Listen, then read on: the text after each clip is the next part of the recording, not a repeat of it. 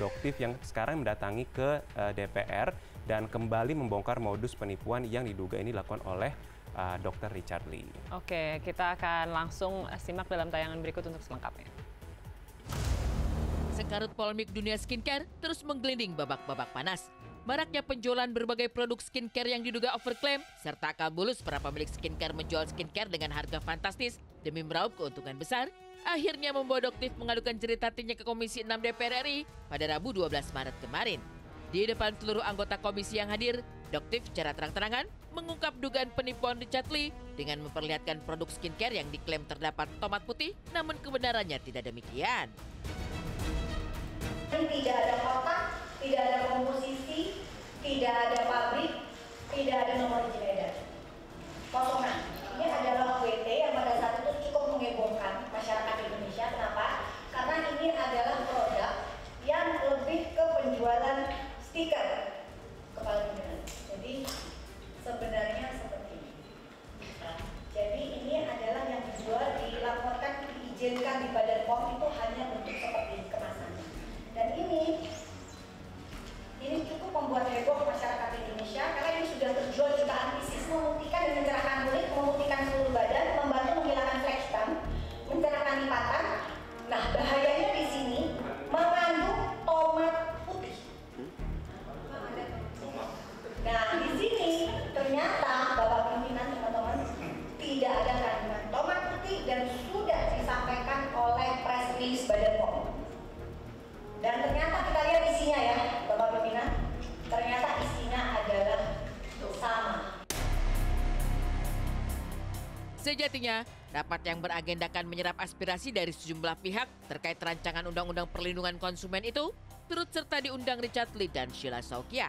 Namun sayang, keduanya justru memilih tidak hadir.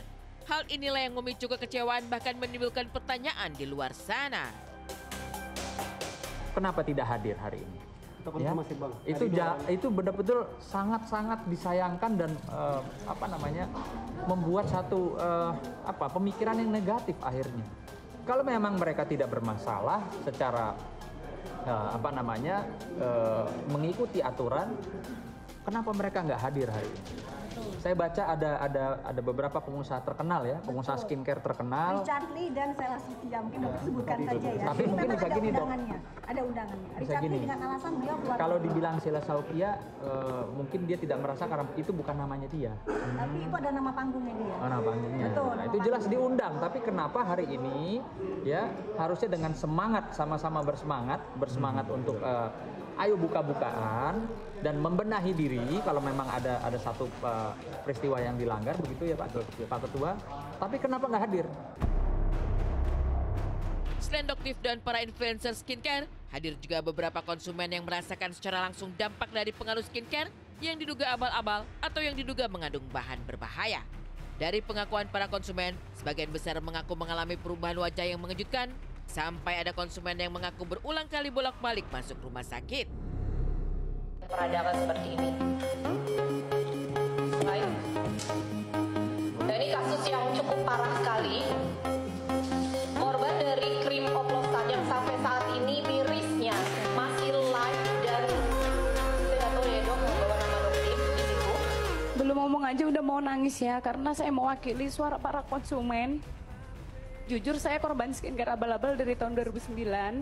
Saya pakai sampai 2017. Lalu saya divonis tidak bisa hamil di 2019. Waktu itu saya divonis endometriosis.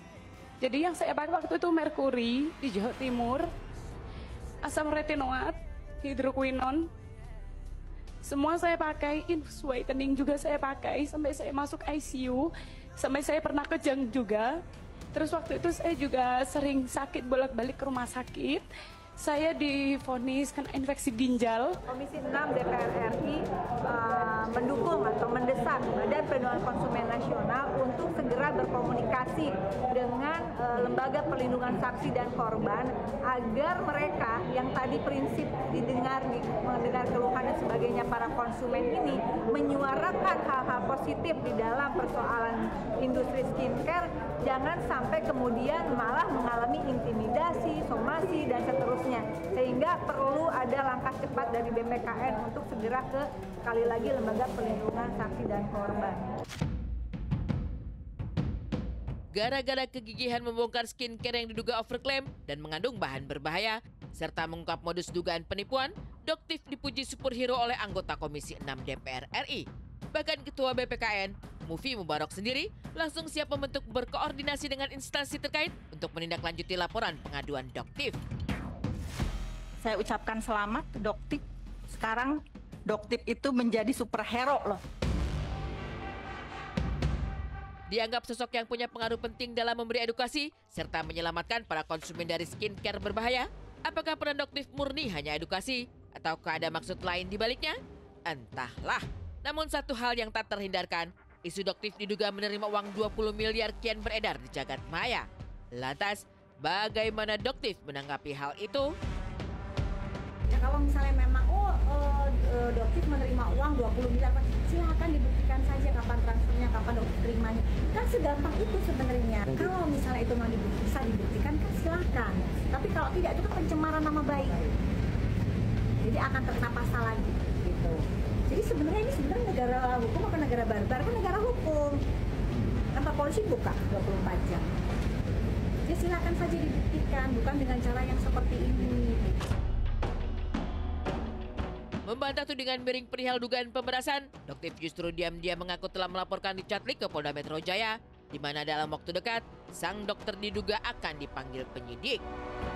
Seperti yang teman-teman ketahui bahwa Doktif sudah melaporkan saudara R Richard dengan DNA Salmon dan WT, dan ada lagi satu bukti lain yang sudah Doktif laporkan ke Polda Metro Jaya. Doktif mohon dari pihak Kapolda, dari Bapak Kapolda, dari Diskrimum ya, untuk segera menindaklanjuti. Karena prosesnya juga agak cukup lama, mungkin karena banyak saksi yang dipanggil. Mungkin insya Allah minggu depan saudara Richard juga akan dipanggil berkaitan dengan kasus ini. Dan alhamdulillah dengan tadi sudah disimpulkan ya, tadi ya beberapa yang sudah disimpulkan di sini poin-poinnya. Mungkin nanti Doktif akan meminta pendampingan dari BPKN untuk bisa mensupport dari pihak kepolisian bagaimana kelanjutan tentang laporan yang sudah Doktif laporkan. Dan di hari yang sama, asisten Sheila Saukia, Arif Ananda alias Panda, juga menjalani pemeriksaan di Polda Metro Jaya. Ia diperiksa sebagai saksi pelapor atas laporan yang dilayangkan Sheila Saukia terhadap Doktif. Kalau dibilang Panda nggak pulang, diperiksa hari ini sebagai saksi pelapor, kecuali saksi. Iya, jadi jangan dengarkan gosip-gosip murahan di luar sana yang bilang A1 lah, ini, itu. Semuanya kalian para pengguna sosial media harus menelaah informasi apa yang kalian dapatkan. Jangan kalian mentah-mentah, ya. Sebelumnya terkait laporan dari siapa, Bang? Mungkin, Bang? Dari SS, tentunya dari SS. Terkait Bapak? Terkait nomor telepon SS dipakai atau diperlihatkan oleh seseorang. Namanya disebut? Sebut aja Samirah Farhanas, ya, alias Doktif. Oke. Ada 30 tadi apa? 20. Anda 20-an.